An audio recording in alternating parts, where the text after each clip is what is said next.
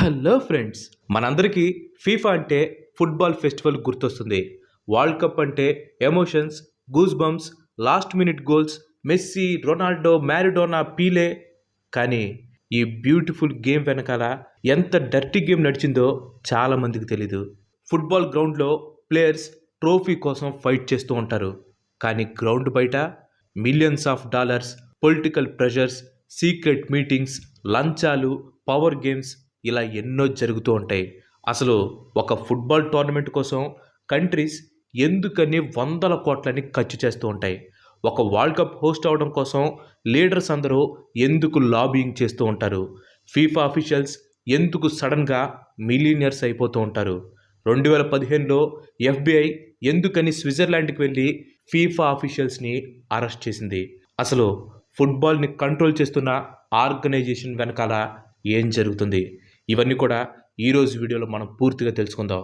Football హిస్టరీలో జరిగిన biggest scandals గురించి, ప్రూఫ్ ఉన్న కాంట్రవర్సీస్ గురించి, ఇంకా ఇప్పటికి కూడా దొరకని మిస్టరీస్ గురించి మనం మాట్లాడుకుందాం. ఈ వీడియో లాస్ట్ వరకు చూశాక football is just a game అని మీరు ఎప్పటికీ అనుకోరు. Let's get in to the show. ముందు మనం ఫీఫా వరల్డ్ కప్ ఎలా స్టార్ట్ అయిందో తెలుసుకుందాం. ఇయర్ 1904 ఫ్రాన్స్లోని కొన్ని ఫుట్బాల్ అసోసియేషన్స్ కలిసి ఒక ఆర్గనైజేషన్ని క్రియేట్ చేశాయి. దాని పేరే Federation Internationale de Football Association, షార్ట్కట్లో ఫీఫా. స్టార్టింగ్లో ఆబ్జెక్టివ్ అంతా కూడా చాలా సింపుల్గా ఉండేది. కంట్రీస్ మధ్య ఫుట్బాల్ టోర్నమెంట్స్ని కండక్ట్ చేయటం, రూల్స్ని మెయింటైన్ చేయటం, ఫుట్బాల్ స్పోర్ట్ని వరల్డ్ వైడ్గా స్ప్రెడ్ చేయటం. ఆ టైంలో ఫీఫా దగ్గర మనీ కూడా ఉండేది కాదు, పవర్ అసలే లేదు, పాలిటిక్స్ అంటారా అసలు దానికి ఛాన్సే లేదు. కానీ 1930లో first time FIFA world cup జరిగింది. ఆ వరల్డ్ కప్ని ఉరుగ్వే హోస్ట్ చేసింది.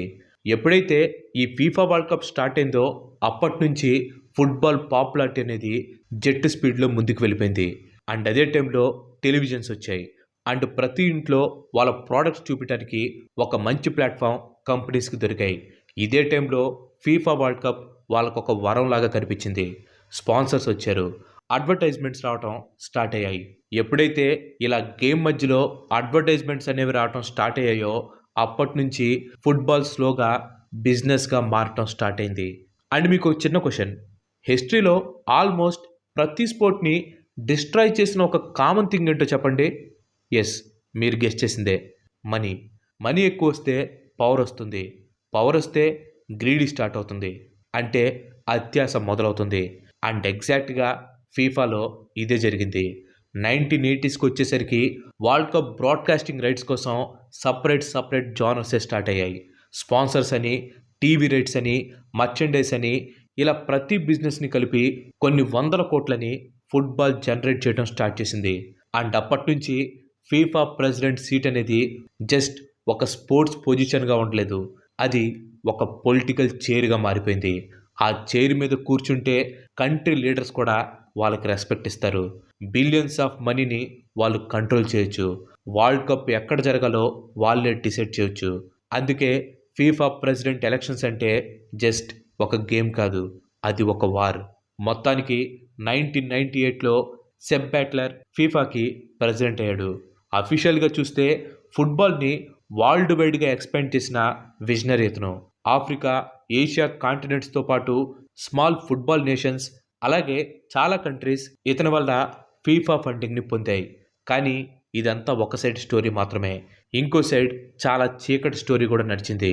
ఇయర్స్ పాస్ అయ్యే కొద్దీ జర్నలిస్టులు, ఫార్మర్ అఫీషియల్స్, ఇన్వెస్టిగేటివ్ రిపోర్టర్స్ ఒక ప్యాటర్న్ని అబ్జర్వ్ చేయడం స్టార్ట్ చేశారు. అదేంటంటే వాళ్ళు చేసే ప్రతి ఒక్క ఇంపార్టెంట్ డెసిషన్ కూడా క్లోజ్డ్ డోర్స్లోనే జరుగుతూ ఉంటాయి. ట్రాన్స్పరెంట్ ఓటింగ్ అనేది అస్సలు ఉండదు. మనీ మూమెంట్స్ కూడా చాలా అంటే చాలా సస్పీషియస్గా ఉంటాయి. కానీ ఇవన్నీ క్లోజ్డ్ డోర్స్లో జరగటం వలన ఎలాంటి ఎవిడెన్స్ కూడా కనపడేది కాదు. అందుకే ఇవన్నీ జరిగాయని చెప్పి ఎవరూ కూడా ప్రూవ్ చేయలేకపోయారు. అండ్ ఇక్కడ మీకు ఇంకో క్వశ్చన్, వరల్డ్ కప్ హోస్ట్ అవటం వలన ఆ కంట్రీకి వచ్చే బెనిఫిట్ ఏంటి? చాలా simple, tourism. Yes, football world కప్ని హోస్ట్ చేస్తున్నారంటే అన్ని కంట్రీస్కి సంబంధించిన ప్రజలు ఆ ఫుట్బాల్ హోస్టింగ్ దేశానికి వస్తారు. దాంతో టూరిజం అనేది విపరీతంగా ఇంక్రీజ్ అవుతుంది. టూరిజం ఇంక్రీజ్ అయితే ఆబ్వియస్గా ఇన్ఫ్రాస్ట్రక్చర్, హోటల్స్, ఎయిర్పోర్ట్స్ ఇవన్నీ కూడా ర్యాపిడ్గా డెవలప్ అయిపోతాయి. దాంతోపాటుగా ఆ దేశానికి గ్లోబల్ వైడ్ పబ్లిసిటీ వస్తుంది. దీంతో ఇన్వెస్టర్లందరూ కూడా ఆ కంట్రీ మీద ఇన్వెస్ట్ చేయడానికి ఇంట్రెస్ట్ చూపిస్తాయి. కొన్ని కంట్రీస్కి అయితే ఈ ఫీఫా హోస్టింగ్ వలన బిలియన్స్ ఆఫ్ డాలర్స్ ఎకానమీలో సర్క్యులేట్ అయ్యాయి. అందుకే వరల్డ్ కప్ హోస్టింగ్ రైట్స్ అంటే అది జస్ట్ హోస్టింగ్ కాదు, ఒక గోల్డ్ మైన్ లాంటిది. ప్రతి కంట్రీ హోస్టింగ్ రైట్స్ కోసం ఫైట్ చేస్తూనే ఉంటాయి.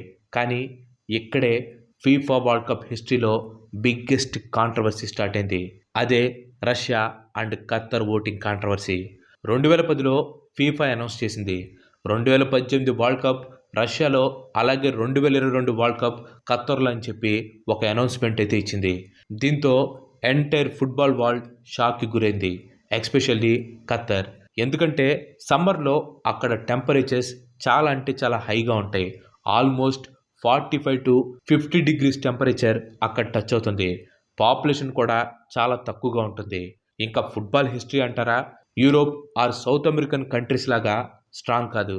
దీంతో అందరి మైండ్లో ఒక క్వశ్చన్ రైజ్ అయింది. అదే అసలు ఖత్తర్ ఈ ఫుట్బాల్ హోస్టింగ్ రైట్స్ని ఎలా గెలిచిందని. ఈ విషయం గురించి తెలుసుకునే ముందు ఎంతవరకు ఈ వీడియో చూసారంటే ఈ వీడియో మీకు ఇంట్రెస్టింగ్ అనిపించిందని అనుకుంటున్నాను. మీకు నచ్చినట్లయితే ఈ వీడియోని ఖచ్చితంగా లైక్ చేయండి. అండ్ అలాగే మీరు మన ఛానల్కి ఇంతవరకు కనుక సబ్స్క్రైబ్ అయిపోయినట్లయితే మన ఛానల్కి తప్పకుండా సబ్స్క్రైబ్ అయ్యి పక్కన ఉన్న గంటని ఆల్ ఆప్షన్లు పెట్టుకోండి. ఆల్రెడీ లైక్ చేసి షేర్ చేసి సబ్స్క్రైబ్ చేసిన వారికి చాలా చాలా థ్యాంక్స్.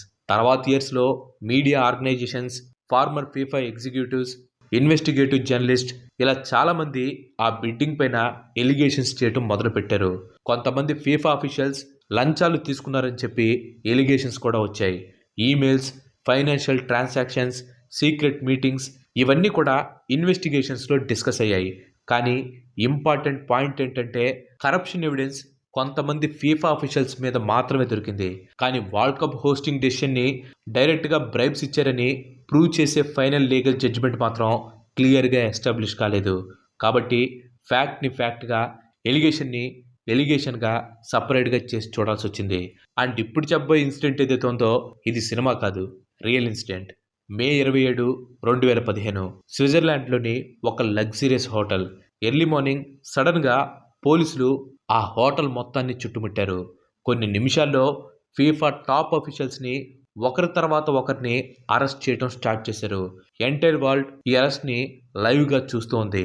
ఫుట్బాల్ హిస్టరీలోనే అది ఒక బిగ్గెస్ట్ షాక్.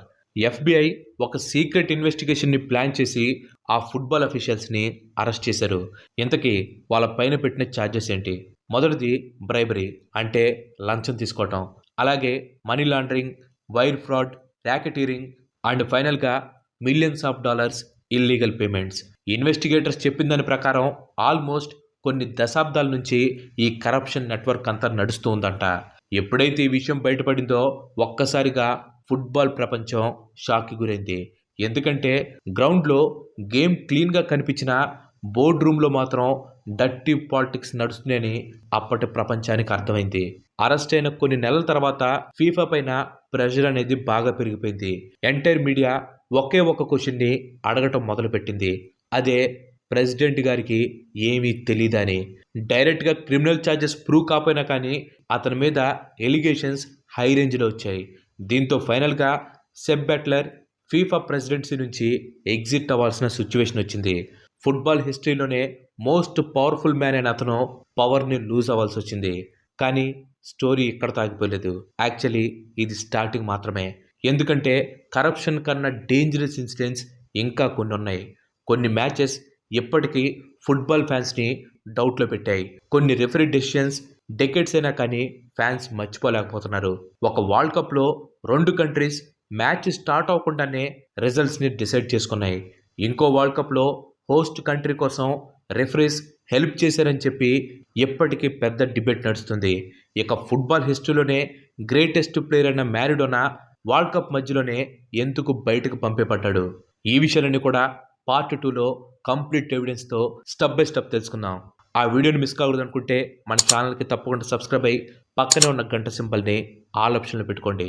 ఎందుకంటే ఫీఫా డార్క్ సైడ్ ఇప్పుడే స్టార్ట్ అయింది. Thanks for watching.